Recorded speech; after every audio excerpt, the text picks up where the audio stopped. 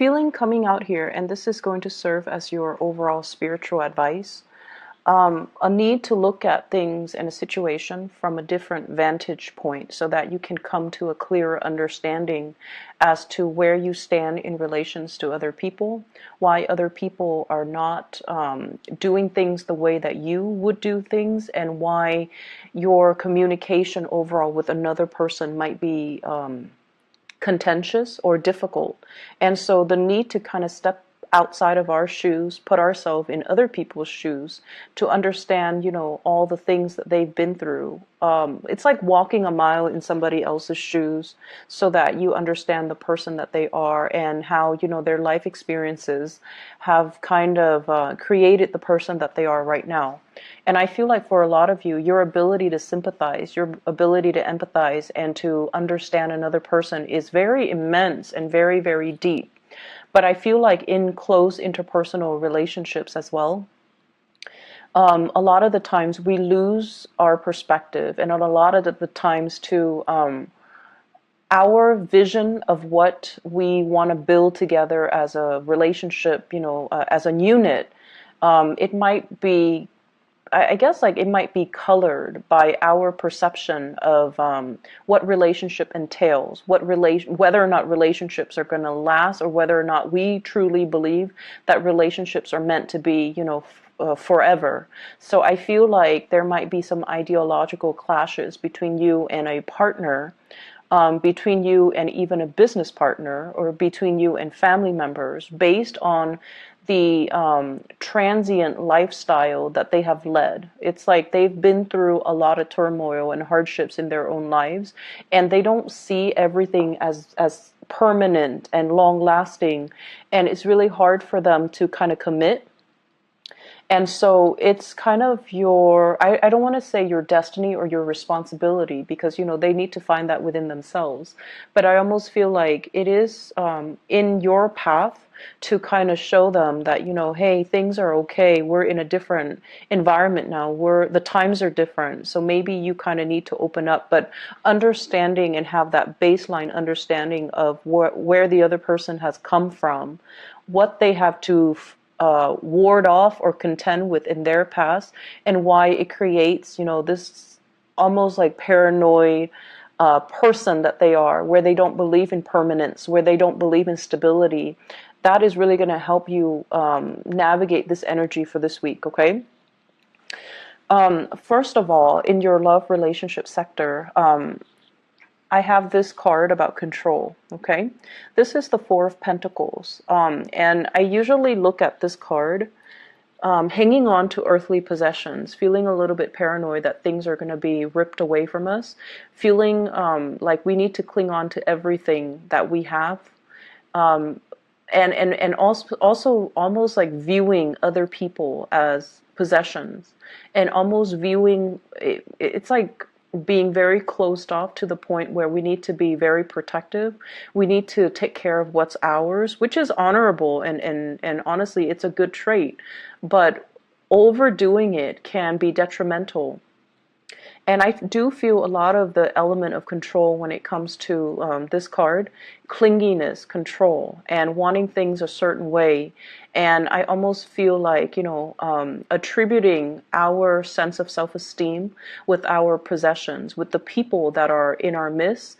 And I usually see it as like, the person that has like the trophy spouse, the trophy wife, the trophy husband, the eye candy, and that they can parade around town with someone who's very, very attractive, because they feel like it boosts their self-confidence when onlookers see that there was someone who's very attractive. They get a big ego boost. So it's kind of akin to that, and in a more in a lesser sense, when it comes to relationships, this is trying to control resources, trying to cling on to everything, because we automatically assume that our sense of self-worth, our sense of competence, and our sense of confidence is greatly linked in with the people we surround ourselves and the material possessions that we have in our midst. And I also feel as well, when it comes to arguments, when it comes to dealing with another person that you're romantically involved with, that you're married to, or, a significant other, whoever it is, that you're romantically linked up with, this is like not being able to see outside of our own vantage point. Like I said earlier, clinging on so strongly to our beliefs that when people question our values, question our beliefs, we feel like it's an attack on us personally. And so we tend to get a little bit defensive. And a lot of the times, the things that we are very defensive about are things that we know to be true about ourselves. And that's why it's like touching a sore spot that we don't want to look at. It's like touching something we have swept under the rug that somebody is now poking at, and it makes us uncomfortable. So if there has been, arguments and things like that, where a partner has somewhat like triggered or found your soft spot, these are areas that you have to work on rather than getting defensive. Maybe it's time to, say like, let's take a break from this. Let me ruminate over what you have just said, and then I'll come back to you at a later date. Detaching yourself so that you can do some inner examination, and that so you can figure out why these are such trigger topics for you, and why issues of control and dominance are playing out in your relationships. I feel like for many of you, it's like either side of the coin. You might be attracting people who are kind of like impulsive, or they're like trying to plan out everything for you in your life. So they might be encroaching, like crossing over your boundaries, or not respecting your free will. And so you have this defensive stance up all the time regarding a relationship partner, where you're trying to maintain your space and you're trying to take control of your own life. And then for others, there's this issue of, control and things like that coming in your relationship that you're exuding towards another partner. The partner that you're dealing with shows up here as the Six of Swords. This is somebody that has been through hell and back, okay? They've got a really interesting backstory. So if you're dealing with someone that has been through like a lot of tumultuous childhood, a lot of dealing with, a lot of relocation, moving from one place to the next. They've never had a place where they can call home. They've never had a place or a family, or even like a love relationship that accepts them for who they are. And I feel like this is a partner that has been through so much in their own lives that it's hard for them to believe in love. It's hard for them to believe in, soulmates and stability and even permanence. Okay, I usually think of this as a refugee card. It's somebody that had to be uprooted against their will from their place of familiarity and safety, and they have to venture off into a new land. And usually this indicates as well people of different nationalities, interracial dating, people of different cultures coming together. And automatically, whenever that happens, there's always going to be ideological differences, cultural differences, even cultural rifts and cultural divides that can be very difficult to overcome. And if there are linguistic differences, or they're saying difficulties, but I'm hearing, well, it could be both. If there has been communication difficulties due to linguistic differences between the two of you, I feel like that's another issue that's kind of like, it's like another level of that lattice on top of the existing problems in the relationship. So you're dealing with someone who has, he or she has had to overcome a lot of trials and tribulations in their own life. They are very self-made. They don't sit around and whine and complain over things. They just get things moving. And I almost feel this need for someone who you're involved with. They're constantly moving so that they don't have to process things, so that they don't have to feel things, because their emotions can be so overwhelming. If they took the time to really, see a therapist or to really vent, it's like it would open up a floodgate of emotions, and they're not really ready to do that. So you're dealing with a partner who might be very broken, very injured. They're moving away from that. They're sailing away from it, and they're coming into calmer waters, and they definitely feel there is a lot of safety with you. They definitely feel like there's safety, there's a purpose, and they're trying to build that permanence with you. So rest assured that you're with someone that's not going to be leaving, and you're with someone that finds the comfort and home in you. And at the same time, it's going to be a very slow process for this person to heal from whatever situation they've had to contend with in their past. And so, they're coming from a space where they might be a little bit downtrodden and broken.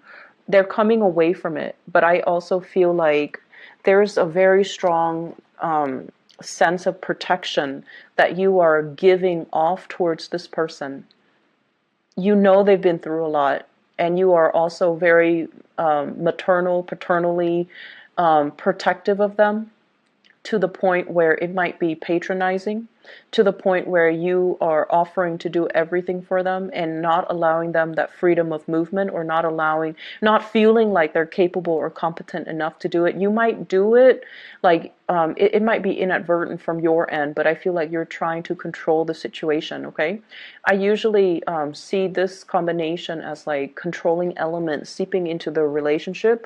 One person might feel like it's healthy, but the other person, I feel like, feels like it's stifling. So be very careful about that. If that's your energy that you're bringing to the table, be careful in identifying that early on. If that's an energy that you feel coming from a prospective suitor or somebody that you're dealing with long term.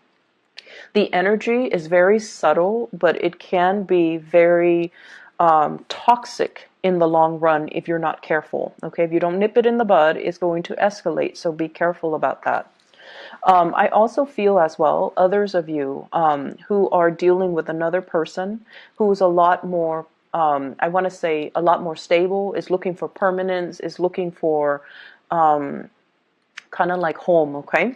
We have here the Queen of Wands, and this is a fire sign, Sagittarius, Aries, or Leo. And it's also echoed in this card here. This is the Knight of Wands, okay? Somebody who is foreign to you, so from a foreign land, a foreign location, a foreign country. This is somebody that is a Sagittarius, an Aries, or a Leo, Sun, Moon, or Rising. And what I feel coming in with this card is, this is somebody that's really, really, really fun to be with, okay? They exude a lot of excitement, a lot of passion. There could also be a lot of chemistry between the two of you. And the energy is really, really strong. They're very proactive. They get a lot of things done in their lives. They're kind of on top of this hill, like, I've made it.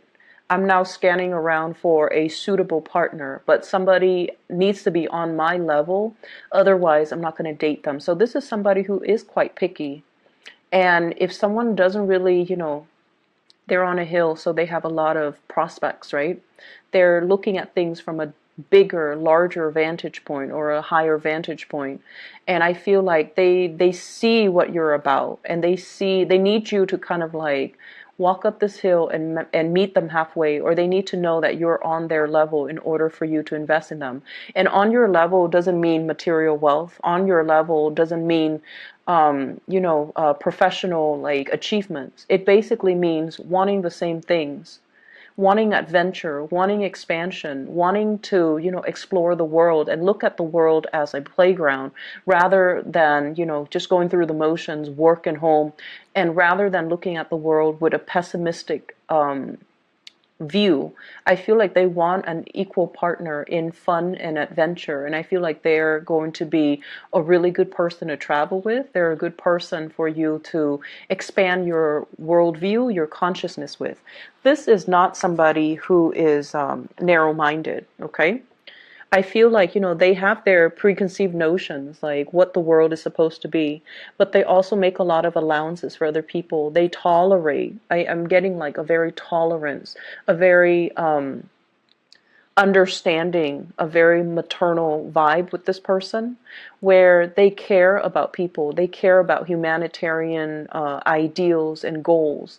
And I feel like they connect to people not as foreigners or like you're from this country, you're from that country, but they have this sense of collective consciousness where they see everybody as a human race, and they don't have any prejudice. They don't have any narrow-mindedness or tunnel vision when they deal with other people. And I feel like for them, there's also this innocent, trustworthy, and trusting energy that they bring to the table where they don't really believe anyone is out to hurt other people.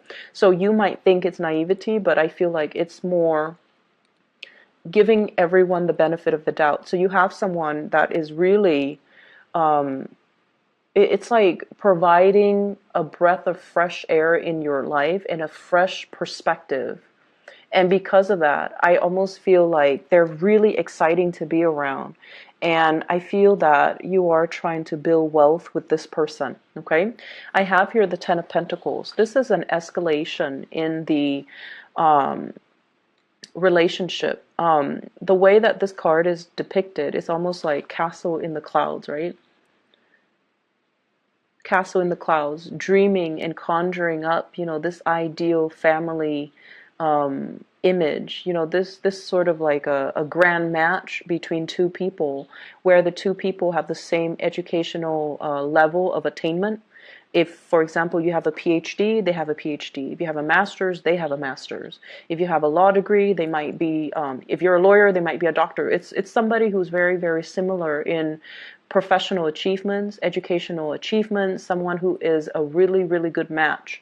And for those of you who are in arranged marriages, I feel like your parents or whoever is setting you up might have somebody in mind for you who is a really, really good match. So a really suitable match for you, not just materially and professionally, but also a very good match for you on a spiritual level, and that will really allow you to grow and have a really fun relationship as well as a stable, suitable relationship.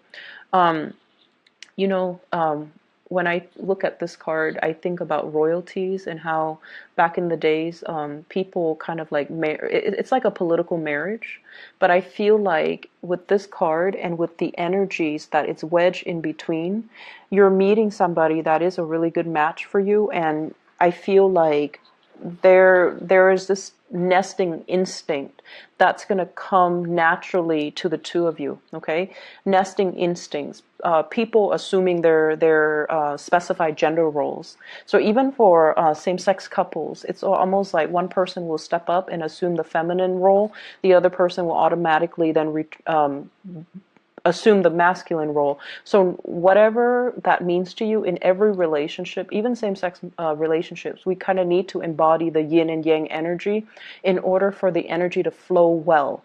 And I feel like there's this natural affinity that you have with another person where one person embodies the yin energy and the other person that yang energy, and so things will move along very, very smoothly. And as a result of that, we're going back to the first card. This is about, relinquishing control. This is about allowing your partner the freedom and also the opportunity to step up and, take control of situation, or also allowing, the natural flow of who's in control and who's relinquishing, just allowing that to naturally calibrate between you and another partner rather than forcing a connection, rather than, having it a specific way. I do feel for many of you in relationships, you are at a point where you are trying to, your nesting instincts are kicking in. You are trying to build something with a relationship partner. So you might be conscious or, a lot more aware about your spending, which is a good thing. You are a lot more conscious about saving up. You are a lot more conscious about, taking care of your relationship partner, wanting to purchase a property, wanting to buy a house, wanting to buy a car, wanting to, save up for the children's college funds. So you're doing practical things to sort out and balance out your resources just so that you can pass some things along, pass down a legacy, pass down an inheritance, and leave something of lasting value to your children because somebody is triggering this nesting instinct within you. In other areas of your life, I do have a spiritual advice that's coming into the picture for you. And I feel like for some of you, and I know it's supposed to be, spiritual advice, but I'm seeing it here, so I'm just going to say it. I feel like you have an ex that's still haunting you for some of you, and you have moved away from it, but I feel like you can't be rid of them. That's what it feels like to me. They're either relentless, like they won't let go of the connection, or you're not being clear enough. And this is something I've mentioned before many, many times for Cancerian people, especially the men, especially the Cancerian men. You're really nice people, and a lot of the times you send, confusing messages to the people that you're interacting with. And take a page out of the, I want to say, what sign is very, very final? Capricorn. Take a page out of the Capricorn playbook when it comes to, exes and relationships, okay? When they're done, they go silent. They don't even need to entertain that person. When they're done, Capricorns are done, they will ghost you. And you will never ever know, did the Capricorn person die? Are they okay? How could they not respond to me? Well, it's because they're very final. And also, it's because they also, and I feel like this is their incentive, or their, rationale for doing what they do. It's because they don't want to open up that door of communication and have you confused, or they don't want to, lead the other person on. So I feel like with Capricorns, when it's done, it's really done. They close the door for good and they move on, and you won't hear anything from them. And I feel like with you Cancers, I feel like it's very difficult for you to do that. And you might chalk it up to playing nice and being courteous. But what it does is that it creates hope from the other side, from the other person, that, oh, they're still talking to me. They might want me back. Maybe not now, but one day. So I'll keep knocking at that door. And that's not fair to the person that you're dealing with. And I feel like you have an ex here that's a little bit ruthless and a little bit relentless and a little bit like someone who tries to keep coming back. And I feel like you need to be very firm, and you need to, out of respect for your current relationship right now, you need to be very, very firm about setting your boundaries with exes, okay? And the reason I say exes here, we have the Death card. You moving on. You've already decided you're going to move on. You've already physically, emotionally, mentally moved on, and somebody's coming knocking. Someone who still carries a torch for you. Someone who might have had like a very passionate one night stand, fling, relationship, even marriage with you, and they're relentless. They're pursuing you, and they don't even have to be a fire sign. I just feel their energy floating around you, and I feel like, first, you were stuck in limbo, waiting on this person, waiting for things to get better. You've moved on your own. You've moved on. And I feel like you might have been waiting for them while they were going around, trying to find themselves, and quote unquote on that. It's like trying to find themselves. They were like too selfish to be in a relationship. They were just like not taking you seriously while you spent a lot of time waiting around for them.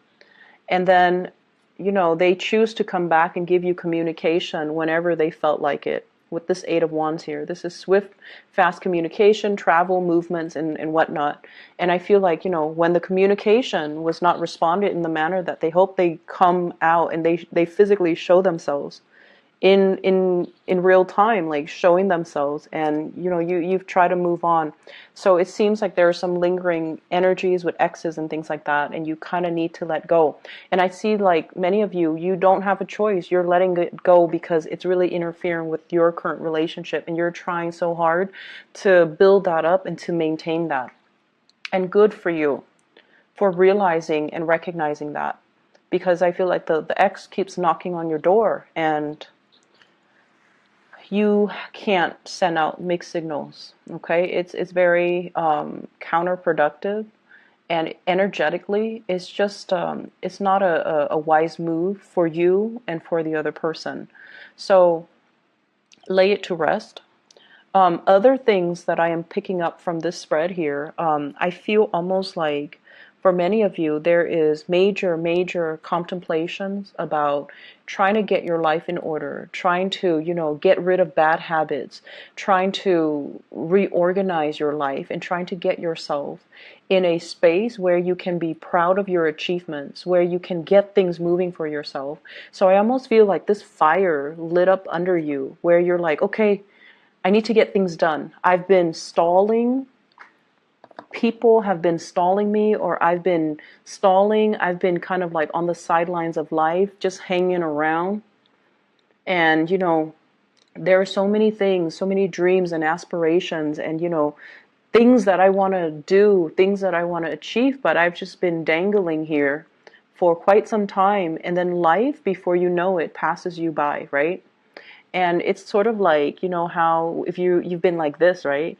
And then you get yourself out of this situation and you turn yourself upright, you have this massive head rush, right? Like it just feels otherworldly. So I feel like that's the head rush. It's when all the information, all the realization, all the revelations coming to you all at once. And it can feel somewhat painful, somewhat disorienting, and somewhat like time is running out. I need to get things moving. I need to get things started. And I feel like this week is all about continuing what you are doing, but doing it with a sense of urgency.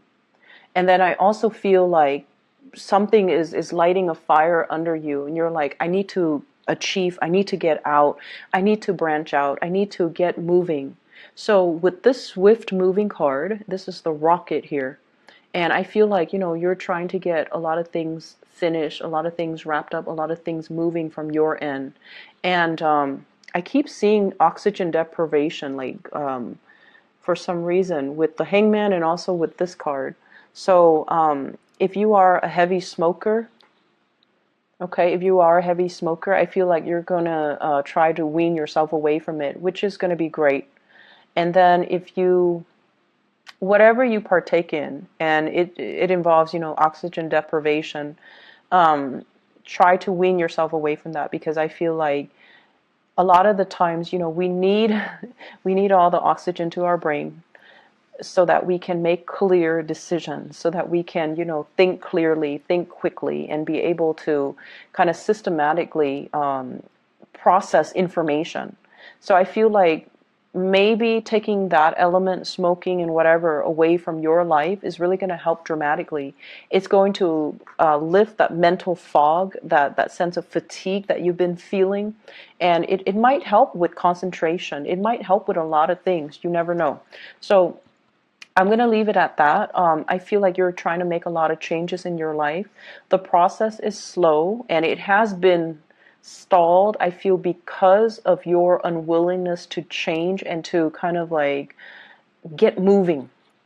But I feel like coming in for this week, you are very determined, and you're going to be successful when you are determined. So whatever small steps that you need to take, start it, because those are like the first few steps that you need to take in the right direction. So, it's never too late. Just small steps, okay? And don't push yourself. Don't beat yourself over like not being able to make the big steps just yet. For those of you who have recuperated from like surgeries or even like accidents and things like that, small steps, okay? Small steps and steady progress is going to be your friend, all right? I'm going to leave it at that. And Cancers, take care of yourself, okay? I'll be back next week. Bye-bye.